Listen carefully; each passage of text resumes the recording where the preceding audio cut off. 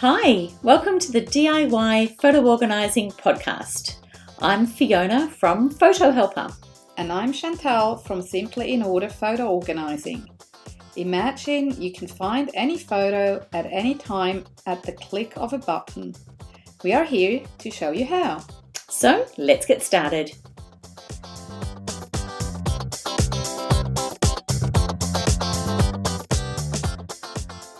Hello everyone and welcome to our episode 10 of the Do-It-Yourself Photo Organising podcast. Wonderful. Hi Fiona. Hello. How are you? Good, thank you. Yeah. Good to see you again. Good. Likewise. All right, what have we got on today? Today we are going to talk about Google Photos, which is, everyone talks about Google Photos. Yes. A lot of people use it and there's always heaps of questions coming up about it too. Wonderful. So, we thought we'd give it a go and try to help our lovely listeners to understand it a bit better. Great. If they want to use it, or maybe they already do. Yeah. So we are going to have a look at what is Google Photos, what can it do, what's the benefits of using it, stuff like that. And we're also looking into Google Drive because that's a different thing, but they kind of work together. So we'll get to that a bit later. Good. And we'll talk, as I said, about the pros and cons, the benefits, and also things about what should you be mindful of if you want to use Google Photos. And we'll probably mention a few of the most typical questions that we have come across in our experience from clients or other people. There tend to be a few questions that always come up. Yeah. So we'll talk about these and try to answer them. Wonderful. Yeah. All right. So jumping straight in, what is Google Photos? What is Google Photos? It's not just a nice toy. What it actually is why it was made or created by Google. It's a photo sharing and storage service. That's what it's made for. Yep. Now, obviously, Google made that. Mm-hmm. And what it doesn't, probably a lot of people know that it's promoted as a free, unlimited storage for our photos and also videos. However, having said that, it only goes up to a certain size of the file. So, and especially, we will talk about pricing, I think, a bit later, but when you use the free account, it does actually compress the files, so you won't get full quality, but we'll get to that a bit later. And so currently what it does, it would allow most photos from most phones or other devices, even the computer, you can upload photos from there. And it wouldn't really be a problem in terms of, the compression if you're not a photographer and you want full size. Yeah, so you've just got photos from your device and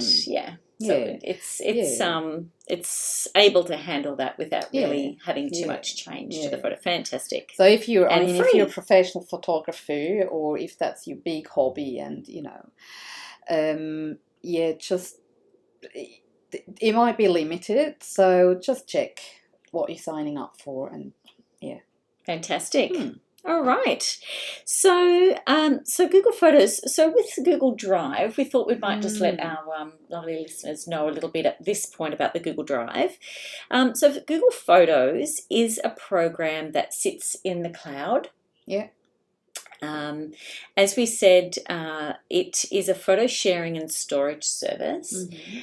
We like to say right up front, we do not suggest this is something that is used for a backup or as your main hub. We've talked about, obviously, in our golden rules with the hub. However, in saying that, the way that Google have designed a method for people to be able to use it as a storage unit is through Google Drive. So Google Drive is sort of like a Dropbox that people might know about. It's just a storage location, and it can take in a whole range of different types of files. Yes. Yeah. So PDFs and Word documents and things like that people are working on. And one of those is the Google Photos hub Yes. So that's where it would be stored, in that Google Drive area, if you wanted to be able to then access that in a different way. Yeah, you actually have to link it. You do. Manually It's a step. in the It's a Google manual Drive. step through. Yes, Yep. yes. So you do that through Yeah. Google Drive. You turn that on with just a tick box, and then because you're in the same account, it'll just link it through. Yeah. Yeah. That's So pretty just so that handy. people know that it is a separate. It's a separate area where they go to have a look at their photos, but it's, we're not going to go into that because there's a lot of setting options and things like that. But as far as just talking about what the Google Photos has, it's very important to be aware that you can turn on the backup section through that Google Drive. And you don't have to. No. It's an option. Yep. Yeah, there is so many different options. Yes, it's a lot. Yeah. But it can act as a backup. Yeah. And then we would definitely encourage you to check what your syncing setup is, and that it's very varied, but those settings are important to have a look through. So if you are going to use that, we would recommend that you just do a bit of a read, ask any questions to us if you'd like to. But just be aware of those differences. They're different programs and they function differently. And so just to be aware of that. But today, primarily, we're going to be talking about the actual program of Google Photos. Yeah. Wonderful. Talking about today, we might have to mention that today recording date is January 2019. So things in the technical will change fast. So by the time you hear that podcast, a few months might have passed possibly, and things might have changed. So do go and double check whether that information that you hear from us is still accurate. They may have changed their setting links and things like that, and then Google Drive may have been merged with something else. Well, I mean, that's exactly. We definitely know lots of programs that have come and gone along the years. Yeah. So Fiona, tell us a bit about the cool things of Google Photos. What's the benefit? It really is such an amazing program. Look, I think primarily a lot of benefits that people see is again that searching function. So to be able to find photos is really, they've just got such a someone actually referred to it as Mac Photos on steroids. Where was that we found that? Somewhere online that we saw that. But it is very sophisticated in its searching mechanism. So that's definitely one thing. It can be shared across different devices. So you can log into the Google Photo account and you can so it's really set up very well for sharing and that ability, because it's come from that social network of Google Plus originally. So it's come through, a real sharing sort of platform. So it's set up really well for that. You can set it up and you can have your photos from your camera load automatically into the Google Photos. And again, when we're talking about settings, there are a lot of options. So just be mindful. Don't, to look through what you're clicking on when you're setting them up, because it can make a huge difference as to when that syncing happens, what's, coming across when you delete photos, which one it takes. So just be mindful. Definitely be mindful. But great features that it has in there, that as soon as you take a photo from your camera or device, if it's connected into Google Photos, it can automatically be uploaded. And for everyone to share within your selected group of people that you would like to have it shared with. One of the other wonderful things is that there is no storage limit. And, I think, like we were talking, like you were mentioning before about the size limit of a photo and of a video, for most people in what they're using as they're capturing of a photo, they're really not going to run into too much of a problem. And if there is a small compression in, say, a video or something like that, then it's better to have it stored somewhere than not at all. That's right. Yes. So so that is that's another definite benefit. And the search features are really extensive, like I was saying before. So that's a good one. Again, with the people recognition, we've talked about that in previous episodes. And that's got some fantastic you could put in I remember someone was saying that they had searched for a red top. Right. So just like, they might have remembered, I was wearing this particular top on this day. And lo and behold, these different photos and things like that had come up, and this was their photo. Cool. But it wasn't keyworded. This was just a search that it's searching through. It is cool. Oh, it's amazing. Yeah, it's really. We encourage you, have a play with it, even if you if it's something that you're looking at. Yeah, I'm a Mac user myself, but I've definitely worked with this program and I love it too. So you could always do both. Yes. So what else, Chantal, is your sort of understanding of some of the benefits? Have you used a Google Assistant in your this is another really cool, fun thing to do. So if you've got photos in Google Photos, it has a thing called Google Assistant, and that assists you in pretty much almost automatically creating collages and animations and little movies. It's really, really cool. Again, have a play with it. And it's a matter of seconds to do a little movie, if you've had a day out or something, and it's really cool. And I'm not saying other programs can't do that, but if the majority of your photos come from your phone and you've linked it to Google Photos. So what you need to keep in mind also is, so you take photos, you've got them on your camera roll, and then you actually have to go into Google Photo app and open it up so it starts uploading. It has to be open. So then it uploads to the cloud. But once they're there, you can do all these albums and the collages and the fun animation and that stuff. And the searching and all those things. And you can save these things, you can share them, download them, you can do whatever you want to do with them. And it's really cool. It's good fun. Fantastic. Yeah. Good. That's Another wonderful thing I really like about Google Photos, as opposed to other programs that do similar things, is that you can actually link more than one device to a Google Photos account, which is great for families, for example. Because as you say, you're a Mac user, I'm a Mac user too, and this is something where unfortunately Apple is not great in the whole sharing thing within a family. But Google Photo would cover that. So you can have your Google Photo account and link your phone. Your husband can link his phone to the same account, your kids, whoever.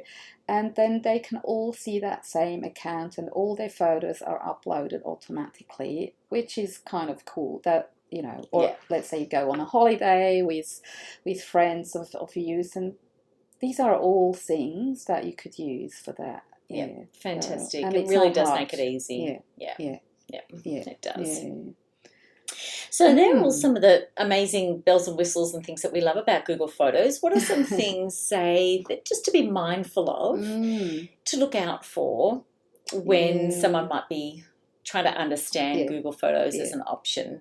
Look, it's obviously very popular, but what I've come across a lot with my clients, that they sign up, they use it, but they often don't actually really read the small print, or they don't know certain things. So one of the things that I really wanted to mention today is that, Google, obviously, they need to make money at the end of the day. So how comes they offer that Google Photos for free?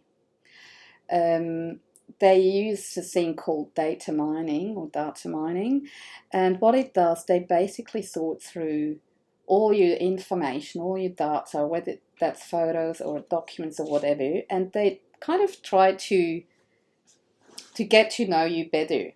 And in the end, that's why you get these targeted advertising, let's say, and that's not Google, but it's yes, it is Google. If you Google you want to buy a trampoline, and then all of a sudden, everywhere you go on Facebook or anywhere, and all of a sudden these ads pop up about trampolines. Like, how on earth do they know I want to buy a trampoline? That's the data mining. That's where it's coming from. So they extract information about you, and yes, you still own the photo. It's yours, but they can do that. By signing up with them, you give them the right to do that. And I'm not saying that's necessarily a bad thing, but it's something I like to make people aware of, and most don't know. Because not everyone might be comfortable because your photo with that, retains so it's yours, your choice. but the information, like we were talking about in our previous episode about some of that metadata, locations and travel and and it's all like in that. the small print, of course, which nobody reads. That's exactly right. Often you just do, download. Oh, yeah, agree. Yeah, of course. Terms and conditions. Just have a flick through. Me included. Be aware. To be honest. So some of the other things that we should look out for, that we would recommend that you do if you're looking into and understanding Google Photos a little bit more, is that we just did in our previous episode about metadata. Yes. And just be really mindful that if you're going about entering in information, to look and test out a few within the Google Photos process of when you add it, where you add it. If you then wanted to download photos, is it still available? And so there's a lot of variables around that. We talked previously about information sticking to the photo and being imprinted within that file, and just be very mindful that that is not always the case in this situation. So you can do a lot of work and you may not be able to get that and transfer it out of the program and use that information in, with outside of the Google Photos. That'd be a real shame. Yeah. And look, that might be okay. Some people may not need to, and that's fine. It's just to be aware of. Which is good. One of the other things that we would encourage you to be aware of is just any limitations that may be there for you as far as the desktop functionality.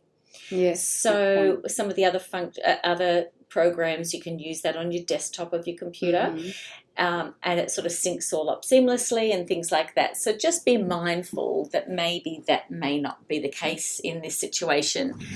There are some other third-party sort of solutions that people have come up with and things like that. There's some options, but it does take a little bit of an effort to look into that and make something work for you. So primarily it's ideal for people that are, say, sharing photos across, a family and friends, just keeping it on their device and wanting something to be able to organise and sort and things like that with on that device. And also to do, to have a copy of it in the cloud as well, but maybe not necessarily to be able to have that sitting then off-site in external hard drives. That's why we're not encouraging this to be a hub. That's option. right, a hub or a backup. But having said that, it's better than no backup. So exactly. So what other things are there? Anything else to look out for? We covered everything. Oh, maybe one last thing with. We've mentioned that it's free, but you can also actually pay, and then you can retain the original quality. So you haven't got any loss. It's not compressed or anything, but that costs, of course. So, and this is pretty much a principle, I think, these days. If you want good storage in the cloud, wherever you go, you just pay for it. That's a given these days. You have to. And there's different plans, depending on how much data you want to upload and store in the cloud. And again, you will find that on Google website and all that with the current pricing and plans. But this is something to keep in mind too. It might be worth to pay a few dollars every month and to retain that original quality. Definitely. Wonderful. So maybe some questions, some of these common questions that people that are out there that people are asking. Maybe what might happen if someone no longer wants to pay? So maybe they are paying or something like that. What happens then? Good question. It's like, hopefully they're not deleting everything. As far as I know, as of today, nothing happens. It will be transformed into a free account.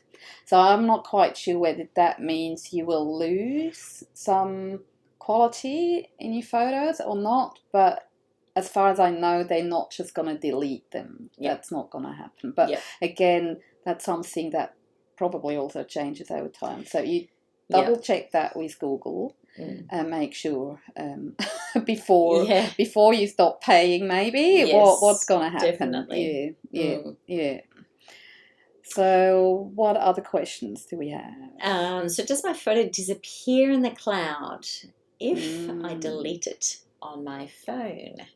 So we've done a few tests of this one, even just today, because, there really is a lot of varied responses out there. And again, what I would say is have a look at the settings and test it on your own devices, because the answer to that is it depends where you're in your sync process. It also does depend on what the settings are that you've already got.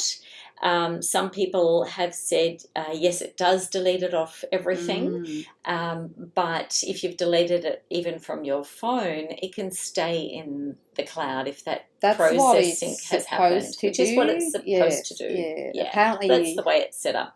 Yeah, people had issues with that. So, again, testing it might be a good idea. Yeah. So as Fiona, as you mentioned, we did some tests today and it was true. So once the photo from the camera roll had finished, the whole syncing process of that day was finished and everything was up in the cloud and then deleted on the camera roll, it would still be in the cloud. It's not going to go away. And when the upload process actually is finished, it does ask you, do you know, back or upload is finished, do you want to delete from the camera roll?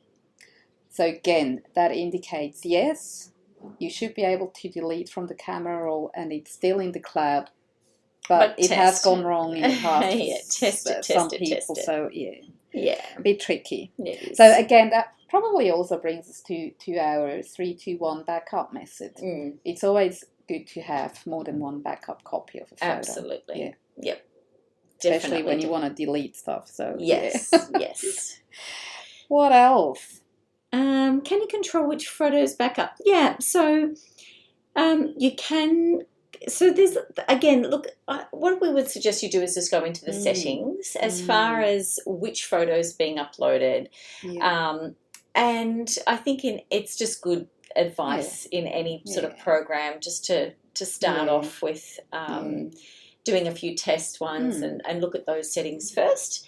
And then go for it. Give it a go and just see, where you can, what works best for you. So generally, we can say that when you upload from a camera roll on your phone, you cannot choose which one.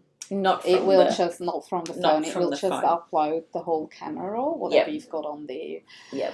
But if you are linked to Google Drive with Google Photos, then you can upload anything from your hard drive, let's say from your hard drive or from an external drive. You can upload that into Google Photos on your Google Drive. So you can you can pick and choose and say, okay, I'm only going to upload the photos from the application and not the rest. So you can do that, but not from a phone. That's not. So that's just so people have done some organising already of their photos and they've got, maybe a file structure of some kind.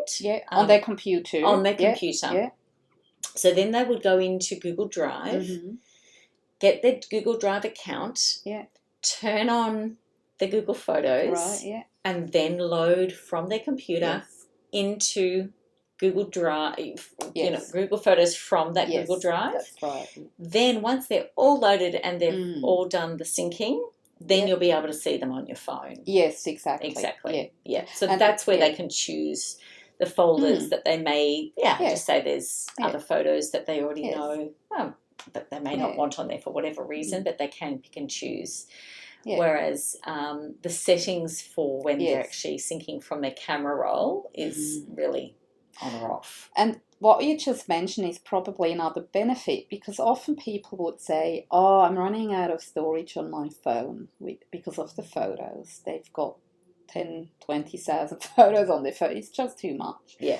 So this is a good option, something like Google Photos, because then you can get them off your phone, but you can still access them through your phone, through the app Google Photos, because they're in the cloud. So that doesn't eat up all your phone storage.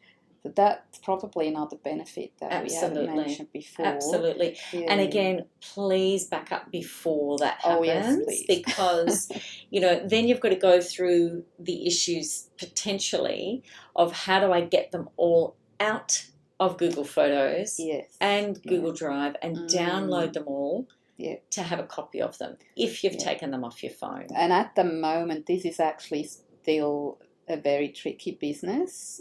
There's no straightforward way. They might be working on that, I imagine. Yeah. So I would get your system right. Do your backup. Then do this once the sync has come through and you've got a backup externally, and it's in your hub. Then and they're already feeding through into Google Photos. Yeah. Then delete them off the phone if that's what you're wanting to do and save some space, or just know that then. That's an option definitely for people. Yeah, wonderful. Very good. So, best practices. What are some of the things that we would say? Definitely read the small print. Have a look and see what your options. Just what you're agreeing to. Definitely. And test it out. Just do a trial. Have a look. Even just play with the program. Not on your camera roll to start with. Just load up a few photos into it. Have a look at how that works then, and then you can turn on the syncing from your phone as well. What else would you say? What you mentioned a few times is really the settings. Yep. Yeah, not just testing it, but also the different settings that you can have. Yep. And there's a lot of settings. So, check them, play around with them while you test it. That's kind of part of the testing. Yeah. And be sure that you know what you're doing before you click these buttons and tick the boxes and work with 30,000 photos. It's hard to undo once you've done some of those. Yeah, definitely. So that's great. I think hopefully that's given people, a bit of an overview and understanding of Google Photos. We think it's a great program. It really is, just to be aware of what it can and maybe has limitations, depending on what your purpose is. But fundamentally, it really is a brilliant way to share photos and to view them and search and, do all those fun things with it too. Yeah. So that's great. Wonderful. Thanks, Chantal. Thanks for coming along and listening to our DIY photo organising podcast today. And we'll look forward to seeing you in some future episodes. Right. Bye. See you then. Bye. We hope you have enjoyed this episode of DIY photo organising and found some inspiration, useful tips and strategies to support your photo projects. We'd love to invite you to pop over to our Facebook page, DIY Photo Organising, and we welcome your questions, feedback, and any future topics that you'd like us to cover.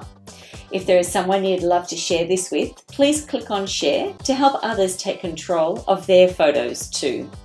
Remember, have a look through our show notes for links to helpful information. I'm Fiona from Photo Helper. And I'm Chantal from Simply in Order Photo Organising. And remember, we believe in you and you can do this.